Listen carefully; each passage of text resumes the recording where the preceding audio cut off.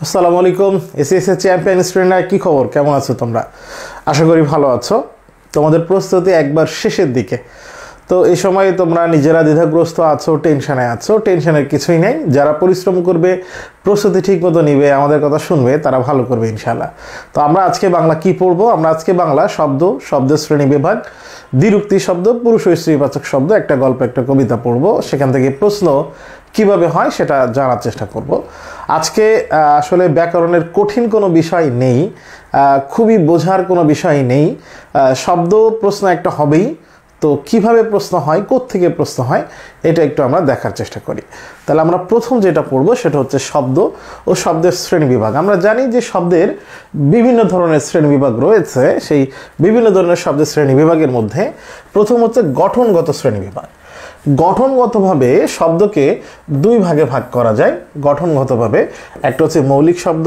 আর একটা হচ্ছে সাধিত শব্দ এখন কথা হচ্ছে গঠনগতভাবে শব্দকে যে দুই ভাগে ভাগ করা যায় শ্রেণীবিভাগটা কিভাবে হয়েছে একটা শব্দ কিভাবে গঠিত হয়েছে সে অনুযায়ী শব্দ দুই প্রকার একটা হচ্ছে মৌলিক শব্দ সাধিত শব্দ কিরকম দেখো কালো শব্দটি ব্যাকরণের কোনো নিয়ম তৈরি করে নাই নিয়মে গঠিত হয় নাই সন্ধি হয় না সমাস হয় না এটার প্রকৃতি প্রত্যয় দেখা যায় না তাহলে যে শব্দগুলো ব্যাকরণের কোনো নিয়মে গঠিত হয় নাই বলে মনে হয় সেই শব্দগুলোকে বলা হয় মৌলিক শব্দ যেরকম গোলাপ নাক লাল সাদা কালো তিন এক এই শব্দগুলো ব্যাকরণের কোনো নিয়মে গঠিত হয় নাই তাই মানে এগুলো মৌলিক শব্দ কিন্তু সন্ধি শব্দটাকে যদি আমরা বিশ্লেষণ করি তাহলে আমরা জানি যে সন্ধিকে আসলে সন্ধির নিয়মে বিশ্লেষণ করা যায় সন্ধিকে আমরা ভাঙলে পাবো সমযুক্ত ধি তার মানে আমরা দেখছি যে সন্ধি শব্দটি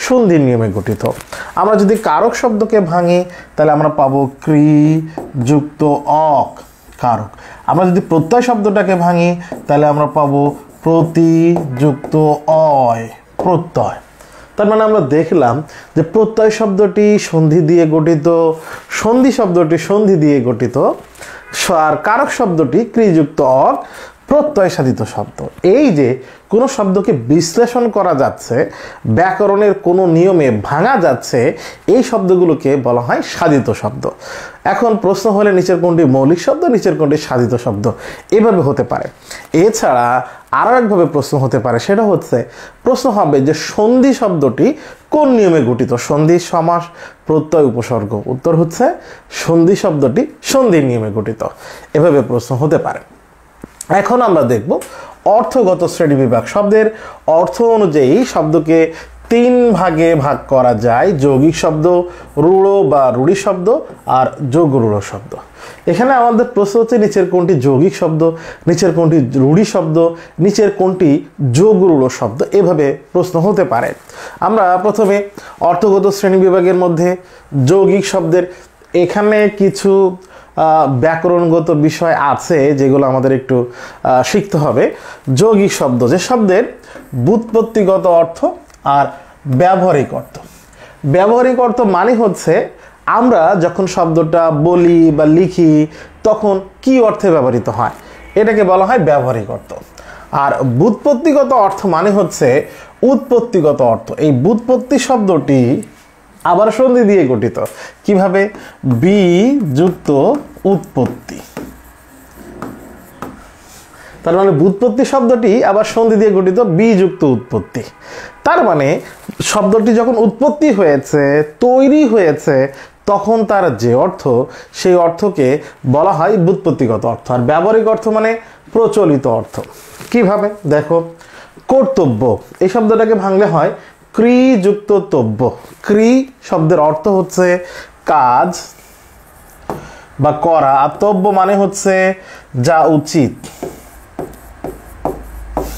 তার মানে আমরা দেখতে পাচ্ছি কর্তব্য শব্দের ব্যুৎপত্তিগত অর্থ হচ্ছে যা করা উচিত এখন আমাকে বলো যে কাজ করা উচিত এখন আমাকে বলো কর্তব্য মানে আমরা কি বুঝি কর্তব্য মানেও তো আমরা বুঝি যা করা উচিত তার মানে তার প্রচলিত অর্থ আর উৎপত্তিগত অর্থ একই এরপরে দেখো চিকা মারা প্রত্যগত মানে হচ্ছে দেয়ালে লিখন চিকা মেরে দেয়া তার মানে এটাকে ভাঙলে যে অর্থ দাঁড়ায় শব্দটার ব্যবহারিক অর্থ সেম।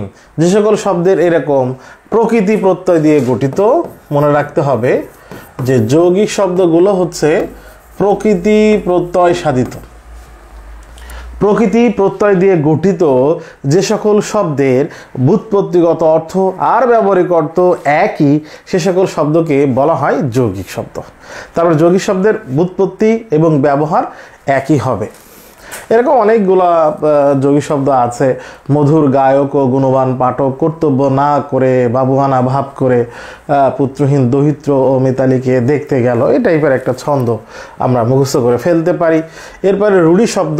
রূঢ়ি বা রূঢ়ি শব্দ যে সকল শব্দ প্রত্যয়, উপসর্গ অথবা সন্ধি দিয়ে গঠিত হইতে পারে।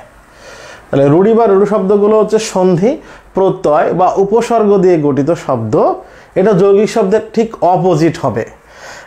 ভাঙলে আমরা একরকম অর্থ দেখব, কিন্তু তার প্রচলিত অর্থ আলাদা। এরকম হলে সেটাকে রূঢ়ি বা রূঢ় শব্দ বলে। এজন্য বলেছে মূলত উৎপত্তিগত অর্থে ব্যবহৃত না হয়ে শব্দটি প্রচলিত অর্থ ব্যবহৃত হয়। কিভাবে? গবেষণা শব্দকে যদি আমরা ভাঙি, গো আর এসোনা পাবো। গো মানে হচ্ছে গরু আর এসোনা মানে হচ্ছে খোঁজা।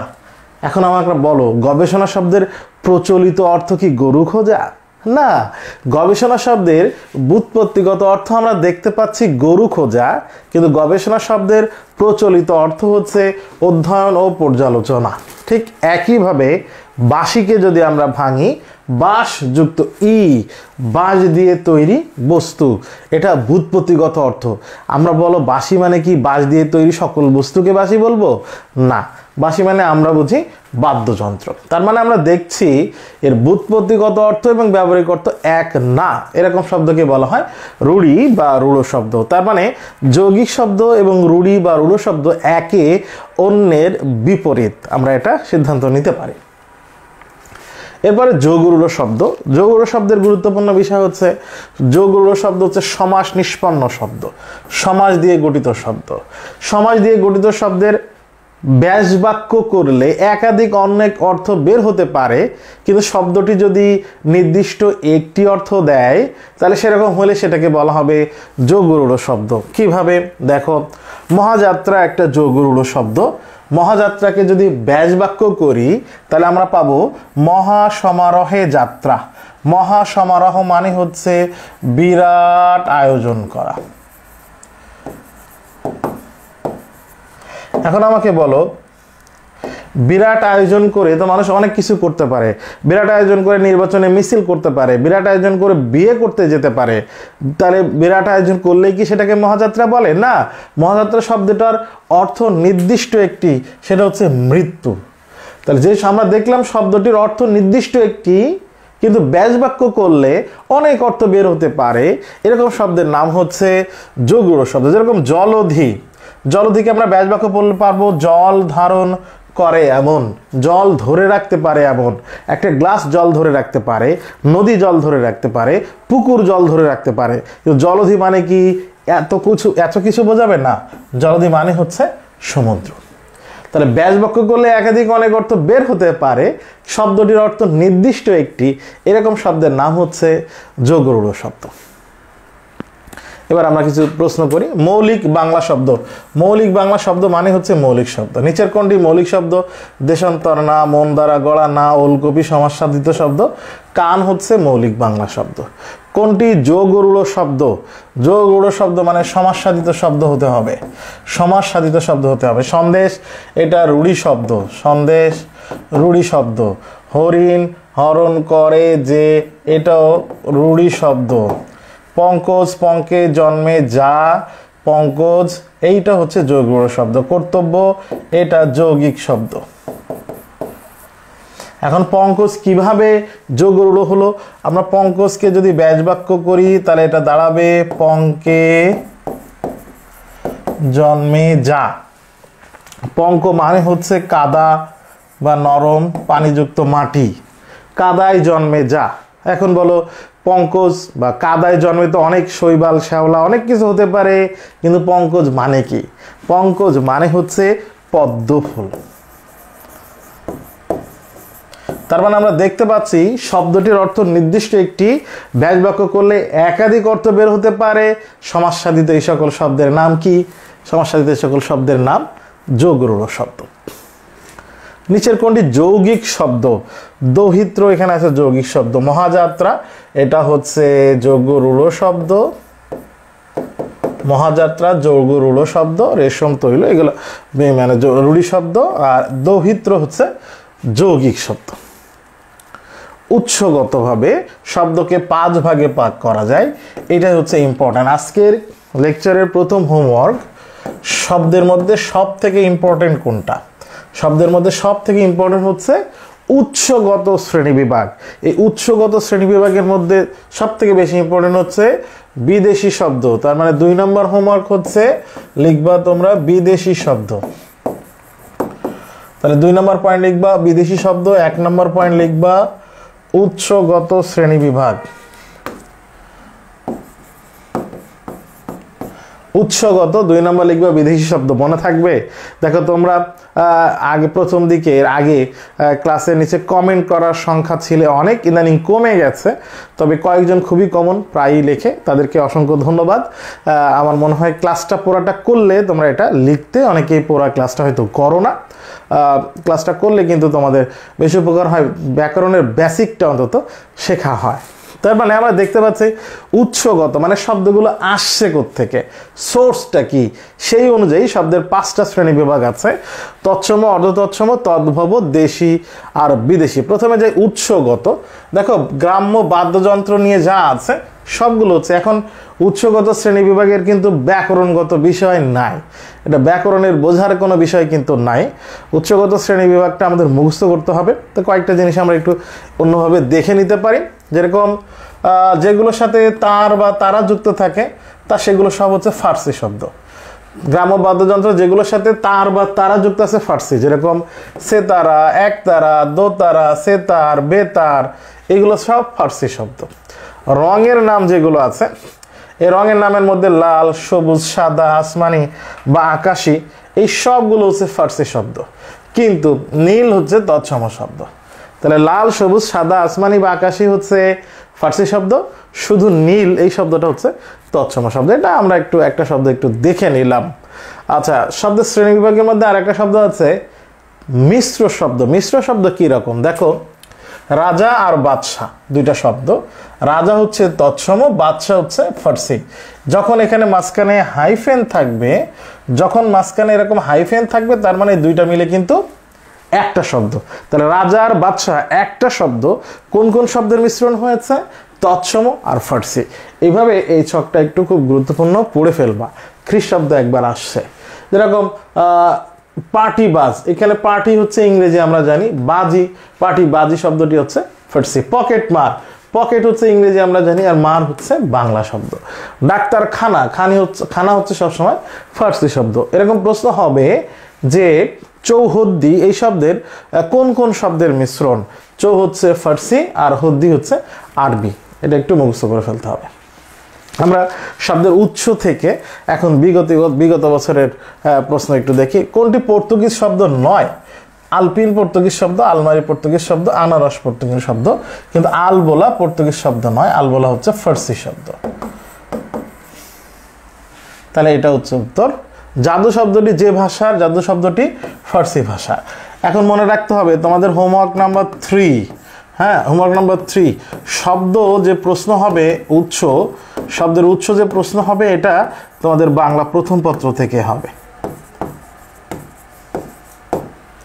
এই যে প্রশ্নটা, এটা ঢাকা বিশ্ববিদ্যালয়ের প্রশ্ন এবং এটা এসেছিল তখন সিলেবাসে জাদুঘরে কেন যাব নামক একটা প্রবন্ধ তোমাদের সিলেবাসে ছিল। ওই প্রশ্ন থেকে, ওই প্রবন্ধের মধ্যে জাদু ফার্সি শব্দ এটা লেখা ছিল, সেখান থেকে হয়েছে প্রশ্নটা। বিগত বছরের প্রশ্ন একটা ঐকতান কবিতা ছিল, ঐকতান কবিতায় একতারা শব্দ ব্যবহার করা হয়েছে, সেখান থেকে একতারা কোন ভাষার শব্দ, এরকম প্রশ্ন হয়েছে ঢাবিতে। তো শব্দের উৎসের প্রশ্ন বাংলা প্রথম পত্র থেকে হবে। এটা হচ্ছে তোমাদের হোমওয়ার্ক নাম্বার 3। হোমওয়ার্ক নাম্বার 3 ভালো করে একটু বাংলা প্রথম পত্র বোর্ড বইয়ের ভিতরে বিদেশি শব্দ যেগুলো আছে, দেশি শব্দ যেগুলো আছে, সেগুলো একটু মুখস্থ করে ফেলতে হবে। হাসনায়না শব্দটি কোন ভাষা থেকে আগত? হাসনায়না শব্দটি জাপানি শব্দ। তার মানে আমরা শব্দের আসলে ব্যাকরণগত বিষয় যেহেতু নাই, তো আমরা শব্দ থেকে কিভাবে প্রশ্ন হয় সেটা জানলাম। আমরা এখন জানবো দ্বিরুক্তি শব্দ জিনিসটা কি, প্রশ্ন কিভাবে হয়। দ্বিরুক্তি শব্দকে যদি ভাঙি তাহলে অর্থ দাঁড়ায় মানে বা ব্যবহার করা যায় দ্বিযুক্ত উক্তি। কারণ আমরা সন্ধির নিয়মে আমরা জানি এই দ্বি দেখলাম রয়ের জায়গায় বিসর্গ হয়েছে, আর এখানে যে রস্যকার আছে রস্য দিয়েছি আর উক্তি বাকি, তাহলে দ্বি উক্তি মানে হচ্ছে দুইবার বলা। কিভাবে দেখো, আমি বলেছি যে আমার জ্বর জ্বর লাগছে, আমার জ্বর জ্বর লাগছে, আর আমি যদি বলি আমার জ্বর হয়েছে,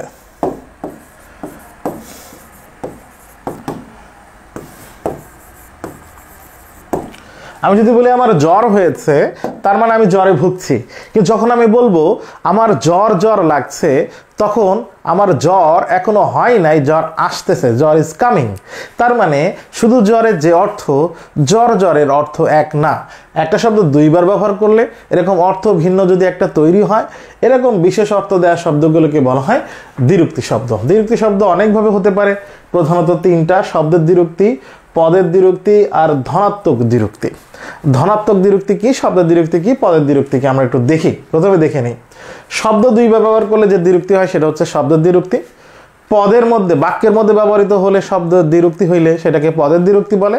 পদের দ্বিরুক্তিতে নরমালি বিভক্তি থাকবে, পদের দ্বিরুক্তিতে নরমালি বিভক্তি থাকবে। আর ধনাত্মক দ্বিরুক্তি হচ্ছে শন শন কন কন, যেগুলো আমরা কাল্পনিক অনুভূতি করে একটা শব্দ হচ্ছে বলে ধরে নিই, সেগুলোকে বলা হয় আসলে ধনাত্মক দ্বিরুক্তি। কি সেটা আমরা যাচ্ছি।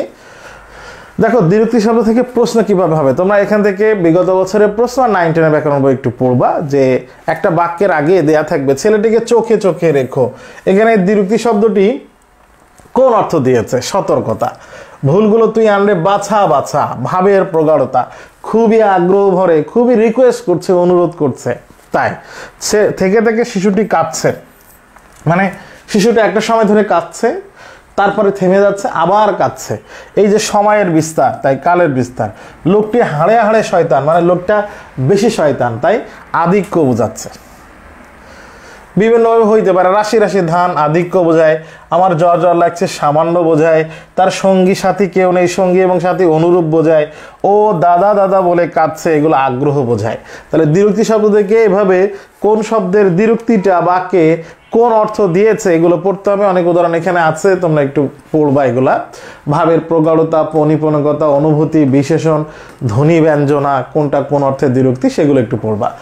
ধনাত্মক দ্বিরুক্তি জিনিসটা কি, সেটা হচ্ছে আমরা কল্পনা করে কিছু অনুভূতি, মানে আমরা একটা শব্দ কল্পনা করে নিই। যেরকম দরজার বাইরে শব্দ হলে আমরা বলি টক টক করছে, গাছ ভেঙে পড়লে আমরা বলি মড়মড় করে ভেঙে গেল, শুকনো পাতার শব্দকে আমরা বলি মরমর করছে। এরকম ক্লাস 2-তে তোমরা একটা কবিতা পড়েছিলে, তোমাদের সিলেবাসে ছিল কিনা, আমাদের সময় ছিল, সুকুমার রায়ের, তোমাদের সময় সম্ভবত ছিল। চলে হন হন, ছোটে পন পন, মাছি ভন ভন, থালা ঝনঝন, শীতে কন কন, ফোড়া টন টন। এই যে শব্দগুলো আছে সবগুলো হচ্ছে অনুকার দ্বিরুক্তি, যার আরেক নাম ধনাত্মক দ্বিরুক্তি। তার মানে ধনাত্মক দ্বিরুক্তির আরেক নাম হচ্ছে অনুকার, একই রকম কারের দুইটা, অনুকার দ্বিরুক্তি। এখন অনুকার দ্বিরুক্তি থেকে এক কথায় প্রকাশ হিসেবে প্রশ্ন হতে পারে কিভাবে, মানুষের উচ্চ কান্নার ধ্বনিকে এক কথায় কি বলে? ভেউ ভেউ। বিড়ালের ডাককে কি বলে? Mu mu. ধান কাটার শব্দকে কি বলে? ঘচা ঘচ। গাছ ভেঙে পড়ার শব্দকে কি বলে?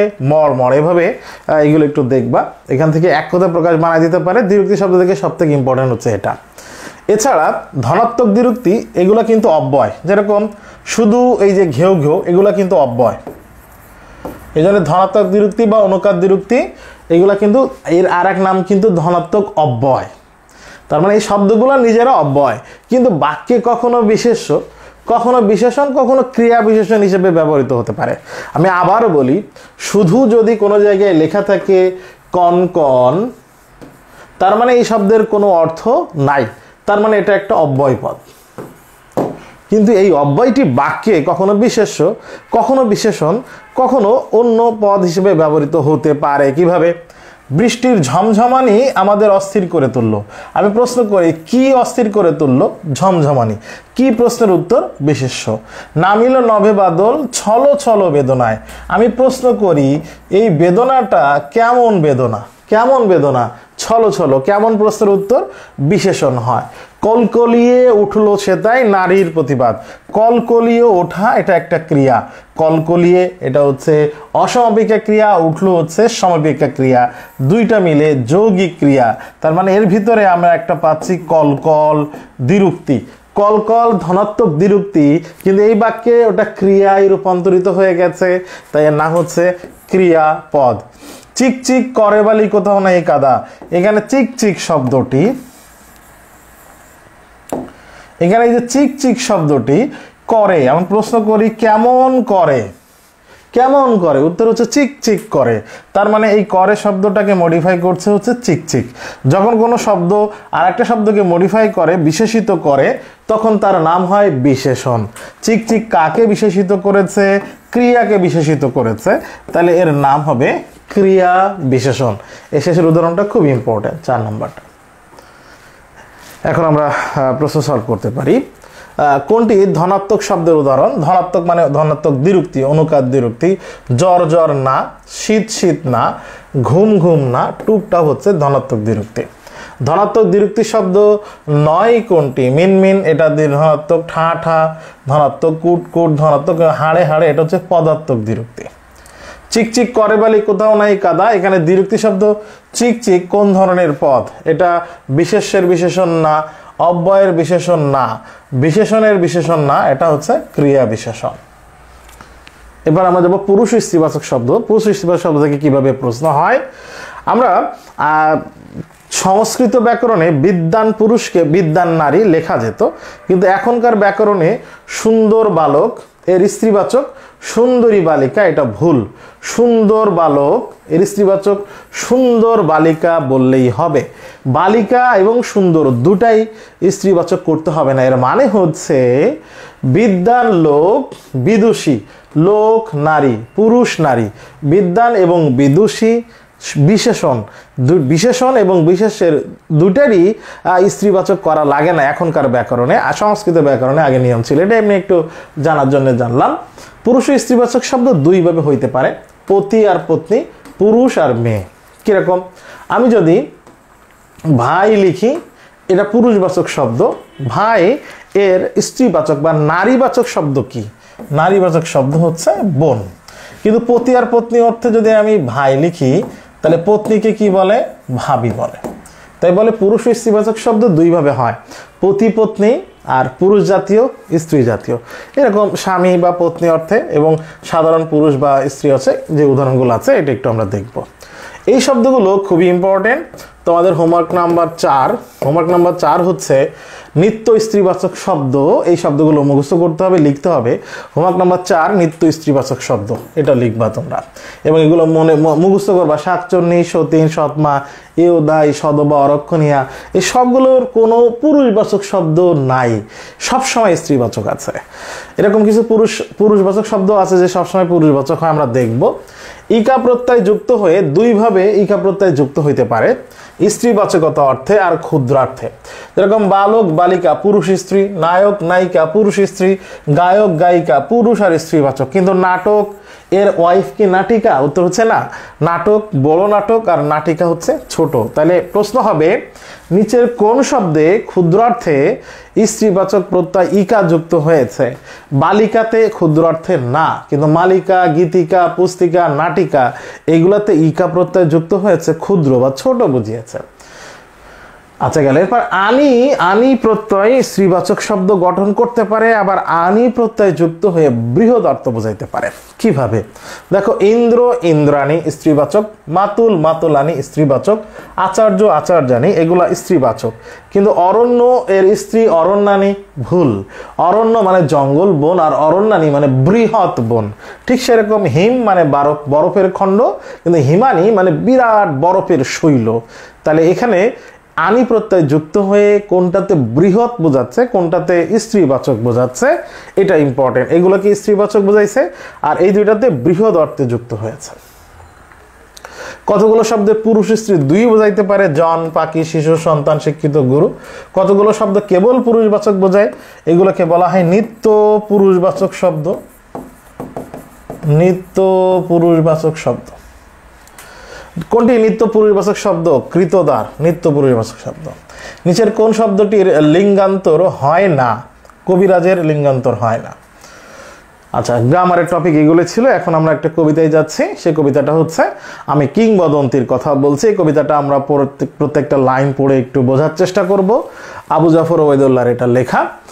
এখানে আবু জাফর ওবায়দুল্লাহর কবি পরিচিতি আছে, কোথায় জন্মগ্রহণ করেছেন, কি দায়িত্ব পালন করেছেন, লালগুলো ভালো করে পড়বা। আবু জাফর ওবায়দুল্লাহর কবিতায় বিশেষভাবে প্রাধান্য পেয়েছে রাষ্ট্রভাষা আন্দোলন এবং মুক্তিযুদ্ধ, এটা একটু জানার বিষয়। তার উল্লেখযোগ্য কাব্যগ্রন্থগুলোর মধ্যে আছে সাত নরীর হার, কখনো রং কখনো সুর, কমলের চোখ, আমি কিংবদন্তির কথা বলছি, বৃষ্টি ও সাহসী পুরুষের জন্য প্রার্থনা, আমার সময়। এগুলো সবই হচ্ছে আবু জাফর ওবায়দুল্লাহর কাব্যগ্রন্থ। ইংরেজি ভাষাও লিখেছিলেন, কত সালে মারা গিয়েছেন এটা একটু দেখব। আমার সময় কাব্যগ্রন্থটির রচয়িতাকে একটু আগে আমরা দেখলাম, আবু জাফর ওবায়দুল্লাহ। নিচের কোন কবির কবিতায় রাষ্ট্রভাষা আন্দোলন ও মুক্তিযুদ্ধ বিশেষভাবে স্থান পেয়েছে? আমরা জানি আবু জাফর ওবায়দুল্লাহর কবিতায় এটা স্থান পেয়েছে। আচ্ছা, পাঠ পরিচিতি আছে, আমি কিংবদন্তির কথা বলছি, এটা একটি নাম কবিতা। আমরা জানি নাম কবিতা মানে হচ্ছে কবিতার বইয়ের যে নাম, ওই ভিতরে অনেকগুলো কবিতা থাকে, এই কবিতাটার নাম যদি সেই নাম হয় তাহলে সেই কবিতাকে বলা হয় নাম কবিতা। যেরকম আমি কিংবদন্তির কথা বলছি, এই কাব্যগ্রন্থ একটা কবিতার বইয়ে অনেক কবিতা আছে, তার মধ্যে একটা কবিতা আমি কিংবদন্তির কথা বলছি, এই জন্য এটাকে নাম কবিতা বলে। এটাতে বিষয় এবং আঙ্গিকগত অভিনবত্ব রয়েছে এই কবিতায়। এখানে কি উচ্চারিত হচ্ছে? ঐতিহ্য সচেতন শিকড় সন্ধানী মানুষের সর্বাঙ্গীন মুক্তির দৃপ্ত ঘোষণা আছে এই কবিতায়। এই কবিতায় বারবার মানব মুক্তির আকাঙ্ক্ষায় কবি সোচ্চার হয়েছেন, খুবই আওয়াজ তুলেছেন। কবির প্রত্যাশা মুক্তির প্রতীক হয়ে উপস্থাপিত হয়েছে একটা শব্দবন্ধ কবিতা। তার মানে এখানে কবিতা শব্দটি হচ্ছে মুক্তির প্রতীক। এরকম আরো কিছু ইম্পর্টেন্ট তথ্য আছে পাঠ পরিচিতিতে। কবিতাটির রসোপলব্ধের অবিচ্ছেদ্য অংশ হচ্ছে আঙ্গিক বিবেচনা, এর স্ট্রাকচার কিভাবে গঠিত হয়েছে, একটা শব্দ বারবার বলে বিশেষভাবে গুরুত্ব দেওয়া হচ্ছে, এটাই হচ্ছে এই কবিতার বিশেষ রূপ। বলছে মুক্তির আবেগকে একত্রে শিল্পরূপ প্রদান করেছেন কবি এখানে। কিংবদন্তি শব্দবন্ধটি ঐতিহ্যের প্রতীক, এটা খুবই ইম্পর্টেন্ট, ভেরি ইম্পর্টেন্ট। এটা বিগত বছরের প্রশ্ন এসেছে। আমি কিংবদন্তির কথা বলছি, এখানে কিংবদন্তি শব্দটি কিসের প্রতীক? ঐতিহ্যের প্রতীক, এটা আসবে। চিত্রকল্প নির্মাণে আরেকটি শর্ত হল অভিনবত্ব, যেটাই কবিতা এখানে কবি দেখিয়েছেন। এখন চিত্রকল্প জিনিসটা কি? কবিতার কোনো লাইন পড়ে যদি আমি চিত্র কল্পনা করতে পারি, কোনো ছবি আঁকতে পারি আমার মনের মধ্যে, সেটাকে বলা হয় চিত্রকল্প। এখানে কবি বলেছেন কর্ষিত জমির প্রতিটি শস্যদানা কবিতা। যখন আমি এই লাইনটা পড়বো, কর্ষিত জমি মানে ফসল, মানে আবাদ করা জমি, কর্ষিত জমি মানে চাষ করা জমি। যখন আমি বলবো কর্ষিত জমি মানে চাষ করা জমির প্রতিটি শস্য দানা, যা আসে ফসল যা ফলে, সবগুলোই হচ্ছে কবিতা। কবি পরিশ্রমী কৃষক, পরিশ্রম করে ফসল ফলাচ্ছে। কবি হচ্ছেন কৃষক আর ফসল হচ্ছে তার কবিতা। যখন আমরা এই লাইনটা পড়বো, তখন মাঠ, জমি, চাষ করা, ফসলের মাঠ, এই চিত্র আমি ভাসাতে পারবো। কবিতার লাইনে যদি এরকম চিত্র কল্পনা করতে পারি, তাহলে ওই কবিতার ওই অলংকার বৈশিষ্ট্যকে বলা হয় চিত্রকল্প। এরকম কিছু ইম্পর্টেন্ট তথ্য এখান থেকে একটু আমরা দেখব। আমরা এবার কবিতাটা দেখি। আমি আমার পূর্বপুরুষের কথা বলছি, মানে আমার আগের প্রজন্মের। তারা কি করছে? তার করতলে পলিমাটির সৌরভ ছিল। তার করতলে হাতের তল দিয়ে উনি পরিশ্রম করে, হাত দিয়ে উনি ফসল ফলাতেন। মাটির সৌরভ ছিল বলতে পরিশ্রম করে ফসল ফলাতেন। তার পিঠে রক্ত জবার মতো ক্ষত ছিল। উনি কৃতদাস ছিলেন, মানুষের অধীনে ছিলেন। উনি মুক্তির আকাঙ্ক্ষা করতেন, কিন্তু মানুষ তাকে অত্যাচার করতো, তাই তার পিঠে রক্ত জবার মতো ক্ষত দেখা যেত, লাল রক্তের প্রতীক রক্ত জবা। আমি অতিক্রান্ত পাহাড়ের কথা বলছি, তার মানে এখানে কৃতদাসদের কথা বলছে। আমি অতিক্রান্ত পাহাড়ের কথা বলতেন, তিনি অতিক্রান্ত পাহাড়ের কথা বলতেন। মানে আমার পূর্বপুরুষ যারা, আমার আগের প্রজন্মের যারা মুক্তিযুদ্ধ বা এর আগে স্বাধীনতা বা মুক্তির জন্য লড়াই করেছেন, তারা অতিক্রান্ত পাহাড়ের কথা বলতেন, অরণ্য সাপদের কথা বলতেন। তারপর এখানে কৃষকের কথা আছে, কৃতদাস সংগ্রামী পুরুষের কথা আছে। এইখানে এসে আবার পরিশ্রমী ওই সব শ্রেণীর মানুষ, শ্রমজীবী মানুষ, যারা পাহাড় কেটে, হিংস্র জীবজন্তুতে ভরা জঙ্গল কেটে ওখানে বসবাসের লোকালয় তৈরি করতেন, তিনি অরণ্য সাপদের কথা বলতেন। পতিত জমি আবাদের কথা বলতেন, তার মানে এখানেও আবার কৃষকের কথা বলছে, তিনি কবি ও কবিতার কথা বলছেন। তার মানে এখানে কবি কোনটা, কবিতা কোনটা? কবি হচ্ছে এই কৃষিজীবী, এই পরিশ্রমী, এই কৃষক যারা আছে সবগুলো হচ্ছে কবি। আর তাদের ফলে যা হয়েছে, এখানে ফসলের কথা আছে, এখানে বসবাসের যোগ্য জমির কথা আছে, এই সবগুলো হচ্ছে তাদের কবিতা। জিহ্বায় উচ্চারিত প্রতিটি সত্য শব্দ কবিতা। কোনো মানুষ যখন সত্য প্রকাশ করে অন্যায়ের বিরুদ্ধে, এটাও কবি বলছেন এটাও একটা কবিতা। কর্ষিত জমির প্রতিটি শস্যদানা কবিতা। ফসল ফলানো হচ্ছে, যেটা পরিশ্রম করে কৃষক যে ফসলটা ফলাচ্ছেন, প্রত্যেকটা শস্য হচ্ছে এক একটা কবিতা। আর যে কৃষক তিনি হচ্ছেন কবি।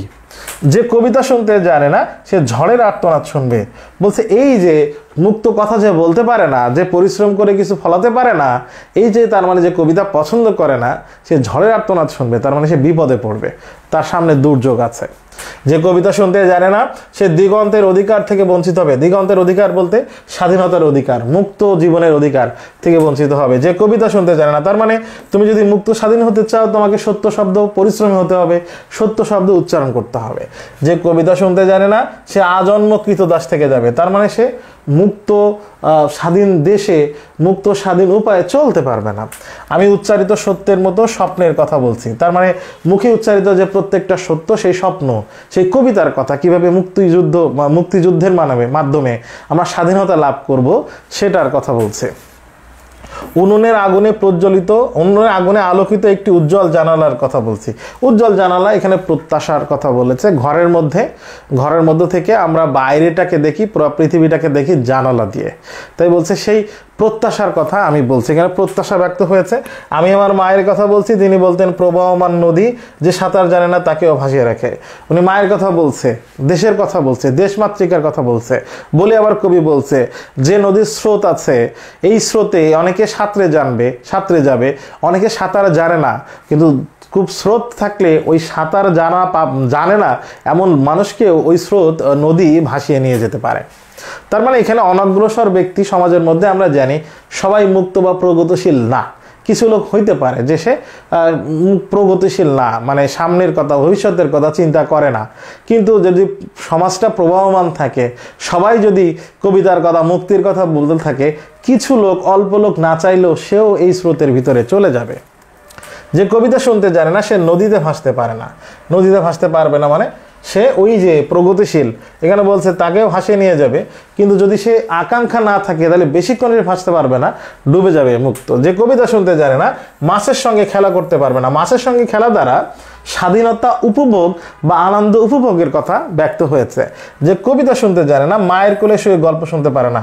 মায়ের কোলে গল্প শোনাটা হচ্ছে স্বাধীনতার প্রতীক, স্বাধীনতা সে পাবে না। আমি কিংবদন্তির কথা বলছি, আমি আমার পূর্বপুরুষদের তার কথা বলছি, পূর্বপুরুষের কথা বলছি। আমি বিচলিত স্নেহের কথা বলছি। বিচলিত স্নেহ মানে হচ্ছে টেনশনে আছে এমন স্নেহ। মা ভাই বোন আমাদের স্নেহ করে। আমরা মুক্তিযুদ্ধে যারা গিয়েছিল, মুক্তিযুদ্ধের সময় যে কোনো সময় মারা যেতে পারে, বিপদ হতে পারে, এটা নিয়ে যে টেনশন ছিল মাদের, বোনদের, বাসার সবার, ওই স্নেহটাকে এখানে বলা হচ্ছে বিচলিত স্নেহ। গর্ভবতী বোনের মৃত্যুর কথা বলছি, গর্ভবতী বোন মারা গেছে, আমি আমার ভালোবাসার কথা বলছি। এখানে দেশের ভালোবাসার কথা বলেছে। ভালোবাসা দিলে মা মরে যায়, ভালোবাসা দিলে মা মরে যায় মানে হচ্ছে আমি যদি দেশের প্রতি ভালোবাসা দিই তাহলে আমার বাড়িতে থাকা মা, এই আগ্রহ মা মানে বাড়ির স্বজন আত্মীয় স্বজনের প্রতি যে আবেগ ভালোবাসা সেটা নষ্ট হয়ে যায়। আমি আবার যদি এই আবেগ ভালোবাসা নিয়ে ব্যস্ত থাকি তাহলে আমার দেশ মাতৃকার মা সে মারা যায়। তাই বলছে ভালোবাসা দিলে মা মরে যায়, যুদ্ধ আসে ভালোবেসে। তার মানে যুদ্ধ যে আমরা করব, মুক্তির কথা যেটা বলবো, এটা ওই দেশকে ভালোবেসে ওই যুদ্ধটা আসবে। মায়ের ছেলেরা চলে যায়, আমি আমার ভাইয়ের কথা বলছি যে ভাইয়েরা যুদ্ধ করতে গেছে, এখানে কিন্তু মুক্তিযুদ্ধের কথা আছে। যে কবিতা শুনতে জানে না সে সন্তানের জন্য মরতে পারে না। আমি যদি কবিতার কথা, সত্যের কথা, মুক্তির কথা না আগ্রহী হই, আমি যদি মুক্তির প্রতি আগ্রহী না হই, কবিতা মানে কোনো একটা মুক্তি আনবো, তার মানে আমি কবিতা তৈরি করব, এই কবিতার প্রতি আগ্রহী হব। কবিতা আমি যদি শুনতে না জানি তাহলে সন্তানের জন্য কিভাবে মরবে? যে কবিতা শুনতে জানে না, সন্তানের জন্য মরা মানে পরবর্তী প্রজন্মের কথা বলেছে, পরবর্তী প্রজন্মের জন্য মুক্ত দেশ এর কথা বলেছে। যে কবিতা শুনতে জানে না ভালোবেসে যুদ্ধ যেতে পারে না দেশের প্রতি। যে কবিতা শুনতে জানে না সে সূর্যকে হৃৎপিণ্ডে ধারণ করে রাখতে পারে না। সূর্য যেরকম সকল শক্তির আধার, সকল শক্তির উৎস, এরকম শক্তি তেজ দীপ্ত আমরা হৃদয়ে ধরে রাখতে পারবো না। আমি আমার কিংবদন্তির কথা বলছি, পূর্বপুরুষের কথা বলছি। রক্ত যাওয়ার মতো ক্ষত ছিল কৃতদাস, কারণ তিনি কৃতদাস ছিলেন। যে কর্ষণ করে মানে পরিশ্রম করে কৃষক, শস্যের সম্পদ তাকে সমৃদ্ধ করবে। আমি যদি জমি চাষ করি, ফসল ফলানোর জন্য প্রচেষ্টা করি, তাহলে আমি রেজাল্ট পাবো। এই যে তোমরা অ্যাডমিশনের জন্য এখন পরিশ্রম করছো, তুমি যদি পরিশ্রম করো দেখবে তোমার অনেক রেজাল্ট পাবে, অনেক জায়গায় তুমি চান্স পাবে, অনেক সিরিয়াল তোমার আসবে।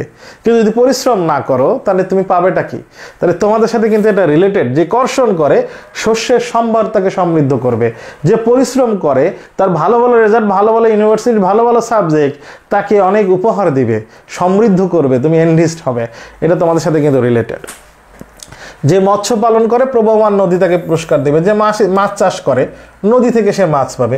যে গাভীর পরিচর্যা করে জননীর আশীর্বাদ তাকে দীর্ঘায়ু করবে। গাভীর পরিচর্যা বলতে এখানে হিন্দু ধর্মের বা হিন্দু পুরাণ বা সনাতন ধর্মের দেবদেবীর কথা বলেছে, মানে যে ধর্মের কাজ করবে জননীর আশীর্বাদ তাকে দীর্ঘায়ু করবে। সৃষ্টিকর্তা তাকে আশীর্বাদ দিবে। যে লৌহখণ্ডকে প্রজ্বলিত করে ইস্পাতের তরবারি তাকে সশস্ত্র করবে। যে যুদ্ধাস্ত্র পরিশ্রম করে তৈরি করবে, যুদ্ধাস্ত্র নিয়ে প্রস্তুত থাকবে, সে এটারও ভালো ফলাফল পাবে। দীর্ঘ দেহ পুত্রগণ, আমি তোমাদের কথা বলছি, আমি পূর্বপুরুষদের কথা বলছি, আমি আমার মায়ের কথা বলছি, বোনের মৃত্যুর কথা বলছি, ভাইয়ের যুদ্ধ করেছে মুক্তিযুদ্ধে সে তাদের কথা বলছি, আমি আমার ভালোবাসার কথা বলছি দেশের, আমি কবি ও কবিতার কথা বলছি। তাহলে যে শ্রেণী যতগুলো মানুষের কথা আছে এখানে সবাই কবি। তারা যা করেছে তাদের যে অর্জন সবগুলো হচ্ছে কবিতা। সশস্ত্র সুন্দরের অনিবার্য অভ্যুত্থান হচ্ছে কবিতা। অস্ত্র সহ খুব সুন্দর, অনিবার্য মানে অবশ্যই যেটা আমরা করেছি মুক্তিযুদ্ধে মুক্তির জন্যে, সেটাই হচ্ছে কবিতা। সুপুরুষ ভালোবাসার সুকণ্ঠ সঙ্গীত হচ্ছে কবিতা। পুরুষদীপ্ত বলদীপ্ত হয়ে যুদ্ধের জন্য, মুক্তির জন্য আকাঙ্ক্ষা হয়ে ভালোবাসায় দেশের জন্য লড়ে যাওয়া, এটা হচ্ছে কবিতা। জিহ্বায় উচ্চারিত প্রতিটি মুক্ত শব্দ হচ্ছে কবিতা। মুখে আমরা স্বাধীনতার জন্য, মুক্তির জন্য যত কথা বলেছি এই সবগুলো হচ্ছে কবিতা। রক্ত যাওয়ার মতো প্রতিরোধের উচ্চারণ হচ্ছে কবিতা। রক্ত যাওয়ার মতো প্রতিরোধ করতে গিয়ে রক্ত দিতে হয়েছে, সেগুলো কবি বলছেন কবিতা। আমরা কি তার মতো কবিতার কথা বলতে পারবো? আমরা কি তার মতো স্বাধীনতার কথা বলতে পারবো? এখানে বঙ্গবন্ধু শেখ মুজিবুর রহমানের কথা বলা হচ্ছে যে আমরা কি তার মতো স্বাধীনতার ডাক দিতে পারবো? আমরা কি তার মতো প্রদীপ্ত হয়ে উদ্দীপনা নিয়ে মুক্তির কথা বলতে পারবো? এখানে কবিতার শেষে এসে একজন ব্যক্তি, জাতির জনক বঙ্গবন্ধু শেখ মুজিবুর রহমানকে সম্মানের সাথে তাকে বলা হচ্ছে আমরা কি তার মতো স্বাধীনতার স্বপ্ন দেখতে পারবো? তার মাধ্যমে যেন আমরা অনুপ্রেরণা পাই, সেটার জন্য এখানে ব্যবহার করেছে। বানান সতর্কতা দিয়ে যে বানানগুলো এখানে আছে লিখে প্র্যাকটিস করবা। এখানে কিছু উপসর্গ সাধিত শব্দ আছে, এগুলা সন্ধি নিষ্পন্ন শব্দ আছে, এগুলো সন্ধি বিচ্ছেদ একটু প্র্যাকটিস করতে হবে। শব্দের উৎস দেখো, এখানে আবাদ জমি এটা হচ্ছে ফার্সি শব্দ, ইস্পাত জানালা পর্তুগিজ শব্দ, তৎসম শব্দ আছে সন্তান, বঞ্চিত, আর্তনাদ, যুদ্ধ, সৌরভ, স্বপ্ন, এগুলো হচ্ছে তৎসম শব্দ। সমাজ সাধিত শব্দ আছে বেশ অনেকগুলা। তার পিঠে রক্ত যাবার মতো ড্যাশ ছিল, রক্ত যাবার মতো ক্ষত ছিল। আমি কিংবদন্তির কথা বলছি, কবিতাটিতে কোন ঐতিহাসিক পটভূমি স্থান পেয়েছে? আমরা জানি এখানে মুক্তিযুদ্ধের পটভূমি স্থান পেয়েছে। আমি কিংবদন্তির কথা বলছি, কবিতায় কিংবদন্তি কিসের প্রতীক? এখানে কিংবদন্তি ঐতিহ্যের প্রতীক। সশস্ত্র সুন্দরের অনিবার্য অভ্যুত্থান হচ্ছে কবিতা। এটা কিন্তু বিগত বছরের প্রশ্ন, এভাবেই প্রশ্ন হয়। আমরা এখন রেইনকোট গল্প আখতারুজ্জামান ইলিয়াসের লেখা, আখতারুজ্জামান ইলিয়াস সম্পর্কে জানবো এবং রেইনকোট গল্প থেকে আসলে কোন তথ্যগুলো গুরুত্বপূর্ণ, কি ধরনের প্রশ্ন হতে পারে সেগুলো একটু জানার চেষ্টা করে। দেখো, আখতারুজ্জামান ইলিয়াসের কবি পরিচিতি এখানে আছে। কবি পরিচিতি বলতে এটা তো হবে আসলে মূলত লেখক পরিচিতি। আখতারুজ্জামান ইলিয়াস উনি ওনার দেশের ইতিহাস, ঐতিহ্য, সংস্কৃতি, রাজনীতি, অর্থনীতি, দারিদ্র্য, শোষণ, বঞ্চনা, এইগুলো নিয়েই মূলত উনি ওনার সাহিত্য লিখতেন। মানুষের পরম সূক্ষ্ম মনস্তাত্ত্বিক প্রান্তসমূহ উন্মোচন করেছেন। মনের খুব গভীরের বিষয় উনি ওনার লেখায় উন্মোচন করেছেন, তুলে ধরেছেন। 5টি ছোট গল্প তিনি লিখেছেন। এছাড়া 2টা উপন্যাস ও একটি প্রবন্ধ তার আছে। গল্পগ্রন্থের নাম মধ্যে আছে অন্য ঘর, অন্য সার, খোয়ারি, দুধে ভাতে উৎপাত, দুজকের ওম, এটাগুলো তার গল্পগ্রন্থ। জাল স্বপ্ন, স্বপ্নের জাল, এই গল্পগ্রন্থ থেকে আমাদের এটা নেওয়া হয়েছে। উপন্যাস হচ্ছে চিলেকোঠার সেপাই, আর হচ্ছে খোয়াবনামা। খোয়াবনামা কি ধরনের গ্রন্থ? তাহলে খোয়াবনামা আমরা দেখতে পাচ্ছি এটা হচ্ছে উপন্যাস। আখতারুজ্জামান ইলিয়াসের গল্পগ্রন্থ কোনটি? এখানে আছে দোজখের ওম। রেইনকোট গল্পটি প্রকাশিত হয় 1995 সালে। এই বই থেকে জাল স্বপ্ন, স্বপ্নের জল এই গ্রন্থ থেকে নেওয়া হয়েছে, যেটা আছে আখতারুজ্জামান ইলিয়াসের রচনা সমগ্র 1-এর মধ্যে। এখানে কোন সময়? মুক্তিযুদ্ধের সময়কার কথা আছে। মুক্তিযুদ্ধের কোন সময়ের গল্প আছে? এখানে শেষ পর্যায়ের গল্প, যখন মুক্তিযোদ্ধারা গেরিলা আক্রমণ শুরু করেছে। ঢাকার ঘটনা, ঢাকা কলেজের বেশ কিছু ঘটনা এখানে আমরা জানি।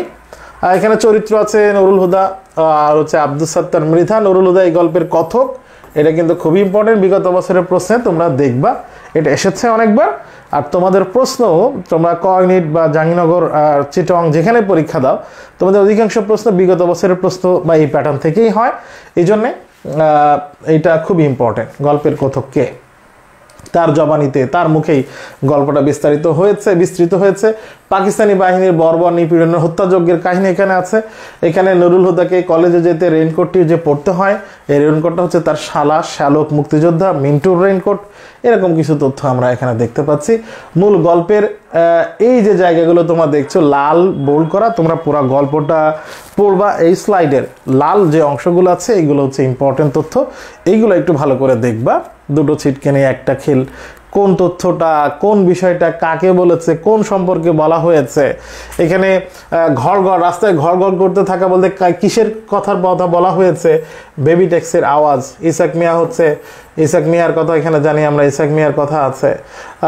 এইভাবে ইম্পর্টেন্ট তথ্য যেগুলো লাল করা আছে এইগুলো একটু তোমরা ভালো করে পড়বা, বিগত বছরের প্রশ্ন সলভ করবা রেইনকোট গল্প থেকে।